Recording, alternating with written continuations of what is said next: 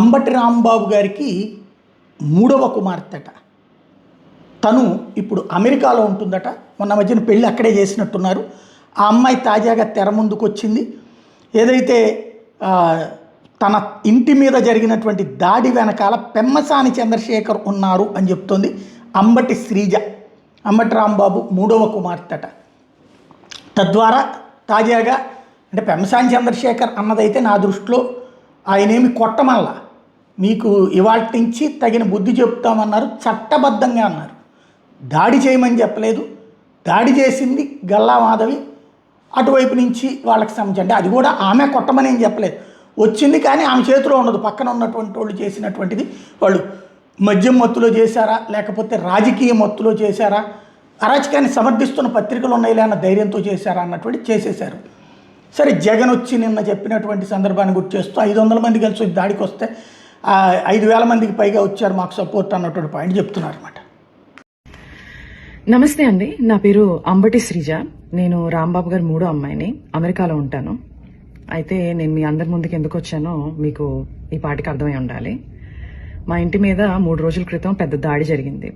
అయితే ఈ దాడి ఎలా మొదలైంది, రాంబాబు గారు గుడికి వెళ్ళి తిరిగి ఇంటికి వస్తుంటే కొంతమంది టీడీపీ వాళ్ళు కర్రలు పట్టుకుని రాళ్లు పట్టుకుని ఫిజికల్ అటాక్కి వస్తూ థ్రెటన్ చేస్తూ ఆయన రెచ్చగొట్టే ప్రయత్నం జరిగింది. కొంత బూతు పదజాలం వాడుతూ ఒక మహిళ.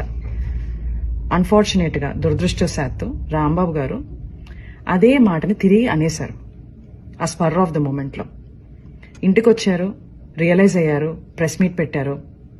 ఇంత పెద్ద లీడర్గా ఉండి నా బ్యాలెన్స్ని నేను కోల్పోయి ఉండకూడదు, నేను ఆ మాట అనుండకూడదు అని ఆయనకున్న పశ్చాత్తాపాన్ని చాలా క్లియర్గా వ్యక్తం చేశారు. అయినా వాళ్ళు తృప్తి చెందలేరు. లీగల్ కాన్సిక్వెన్సెస్ ఫేస్ చేస్తానని కూడా ఆయన చెప్పడం జరిగింది. కానీ వాళ్ళకి వేరే ఎజెండాస్ ఉన్నాయి.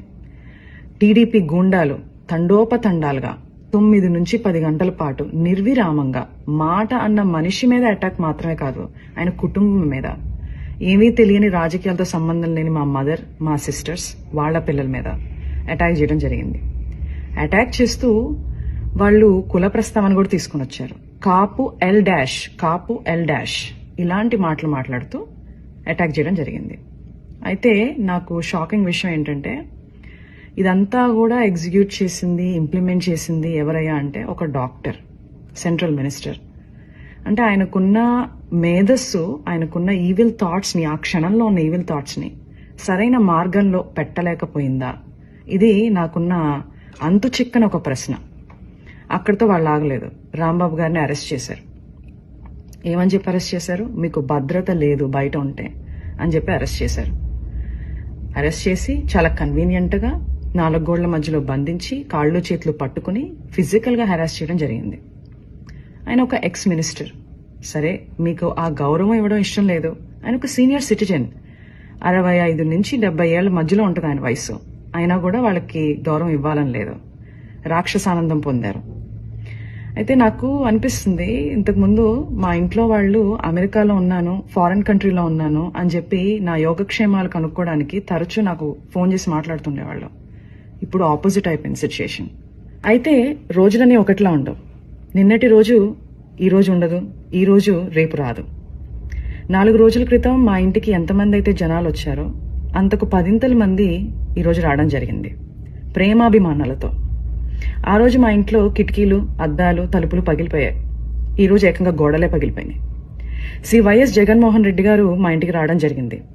కూర్చుని చాలా వివరంగా మా అమ్మగారితో, మా అక్కలతో జరిగిన సంఘటనల గురించి మాట్లాడటం, మా బాధని షేర్ చేసుకోవడం, మాకు ఒక అండగా నిలబడటం జరిగింది. చాలా సంతోషంగా ఉంది. ఇవన్నీ చూస్తుంటే నాకు మా నాన్నగారు అనే మాటలు గుర్తొస్తున్నాయి. శ్రీ వెంకటేశ్వర స్వామి అండ మాపై ఉన్నంత వరకు మీరు మా పైన వేసే ప్రతి రాయి మా దాకా చేరేసరికి పువ్వుగా మారుతుంది. మీరు మమ్మల్ని తిట్టే ప్రతి తిట్టు ఒక ఆశీస్సుగానే మారుతుంది. ఆయనే మాకు ఒక రక్షక కవచంలా ఉంటారు. Thank you.